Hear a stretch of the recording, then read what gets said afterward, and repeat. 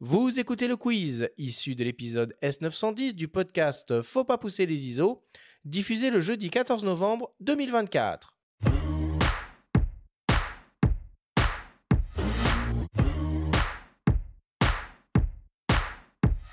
Jean-Nicolas, je te le rappelle une nouvelle fois, le principe du quiz est très simple. On a reçu des questions de la part de nos auditeurs qu'ils t'ont posées via notre compte Instagram. On en a sélectionné quelques-unes et tu vas avoir seulement 30 secondes et pas une de plus pour tenter d'y répondre le plus clairement possible. As-tu bien compris la consigne? Oui. Première question qui nous vient de Monsieur Sanders, personne que j'apprécie beaucoup parce qu'elle a une question très précise. Oh là. Comment savoir si les objectifs de constructeurs tiers sont pleinement compatibles avec les derniers boîtiers haute résolution? Par exemple, comment savoir si les objectifs de la gamme I-Série de Sigma supportent tous les 61 millions de pixels d'un Leica SL3? Comment vérifier cela avant achat? J'ai envie de dire, le site des constructeurs, normalement, est suffisamment complet pour voir s'il y a cette compatibilité. Après, il faut savoir qu'en termes de formule optique, maintenant, les constructeurs font leurs objectifs de telle sorte à ce que la résolution délivrée en termes d'optique soit suffisamment élevée pour supporter les capteurs les plus définis. Donc, à mon avis, oui, dans le cas vraiment très précis qui a été cité, ça passe. Et sinon, de toute façon, dans nos tests, on vérifie ça, bien évidemment, de manière très Mais précise. j'aime bien cette question aussi parce que c'est vrai qu'il a précisé objectif de constructeur tiers. Parce que je me souviens que Canon, quand ils ont sorti leur premier 5D S et 5D R, donc ultra définis à l'époque, ils C'était avaient particulier, ça. tout de suite dévoilé une liste d'optiques de Mhm. sériels compatibles avec des surprises, avec des modèles assez emblématiques qui ne passaient pas avec Mhm. un capteur défini de la sorte. Donc moi-même, après l'émission, je vais aller me renseigner parce que je trouve la question plutôt pertinente. Mais elle est d'autant plus pertinente qu'il n'y a pas réellement de réponse en plus apportée, ni par les constructeurs. Alors éventuellement après des tests, Ouais. mais encore faudrait-il que vous testiez ces optiques-là sur les boîtiers les plus définis qui existent à ce jour. Et quid de ce qui va arriver dans 2, 3 ou 4 ans? La question est ultra pertinente. Bravo, monsieur Sanders. Deuxième question qui nous vient de Julien Gazot. Est-ce qu'il existe des optiques à décentrement pour les hybrides? Ça dépend chez qui et ça dépend de quelle façon. Alors, par exemple, l'AOA a des optiques à bascule, pas forcément à décentrement, ou alors c'est l'inverse. Après, par exemple, chez Canon, il n'y en a aucune. Chez Nikon, à ma connaissance, non plus. Mais ça me permet... Toujours pas, non. Non, mais ça me permet de faire une transition toute trouvée avec une optique que j'ai adoré tester, qui est le GFX 30 mm Tilt Shift, qui est remarquablement compact et léger pour du moyen format, évidemment.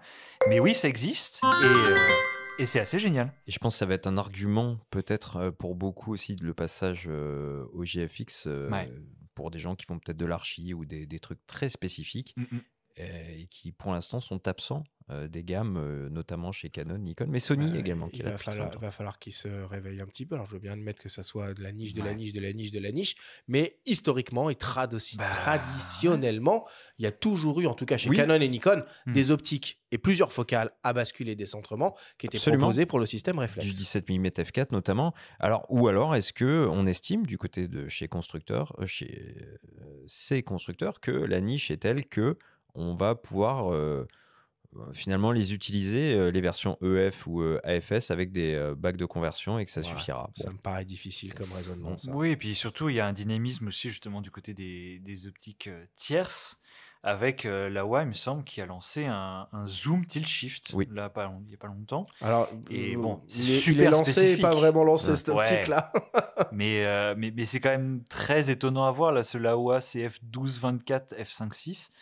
Pour le coup, ça montre qu'il y a une appétence chez les constructeurs pour proposer ce genre d'optique très atypique et une appétence aussi forcément côté marché pour ce genre d'optique très très spéciale et qui sont très prometteuses. Bon, troisième question qui nous vient de Pierre Boisseau. Après les 2805 et 2405 f2.8, est-ce que l'on peut s'attendre à un 70-300 f2.8 constant? Franchement, 70-300 constant, je pense pas. Parce que c'est pas dans les habitudes des constructeurs. Et surtout, si on a déjà un 70-200 constant, Bon, c'est le même raisonnement qu'un 28-105 ou un 28-70, après tout. Oui, mais de la part de Canon, ça me surprendrait beaucoup. Je pense pas. Peut-être que ça viendra de la part de Sigma, qui sait. Et encore, parce que j'ai posé la question à Foucault Prouvé pendant le salon de la photo. J'ai dépassé 30 secondes. C'est pas grave, vas-y. Et il disait 70-300, c'est généralement associé à des optiques qui sont pour réflexe qui étaient assez cheap et à ouverture glissante. Donc en gros, faire quelque chose justement de constant, ça va être à f4. Et dans ce cas-là, en optique tierce à f4, est-ce que les gens suivraient réellement ? Ben non, parce qu'il y a toujours la question de la compacité. Ouverture constante égale gabarit plutôt imposant. Donc bon... On avait chez ça Sigma se discute. 120-300 de 8, qui était excellent. Et ça peut mettre tout le monde d'accord.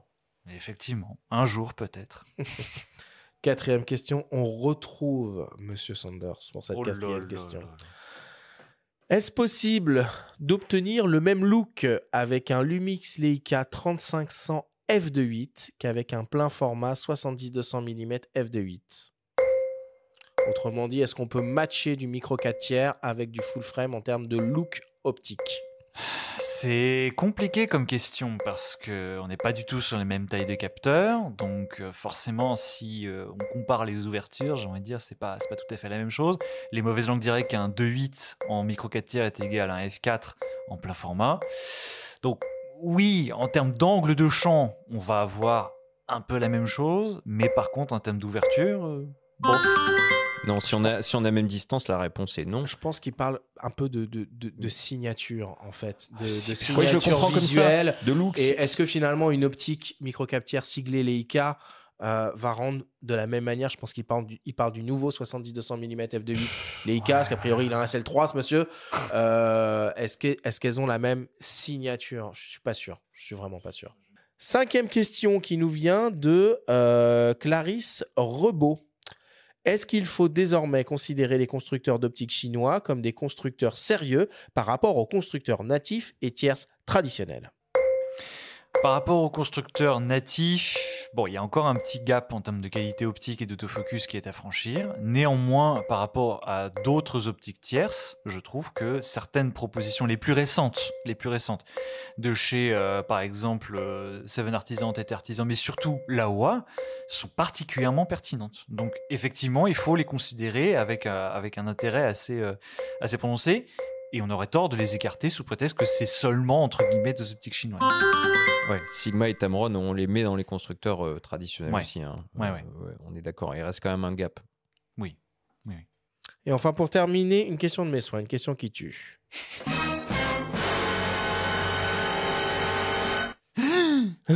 Si tu devais choisir... Oh mon Dieu. Entre un smartphone équipé d'un équivalent 28 mm f1.2 ou un hybride, on va rester open sur la taille du capteur, équipé d'un équivalent 28 mm f8. Un smartphone a un capteur qui de toute façon est beaucoup plus petit, donc même si tu mets une optique super lumineuse à 1.2 devant, l'ouverture sera absolument pas la même, et ça on le voit même sur les smartphones à 1400 €.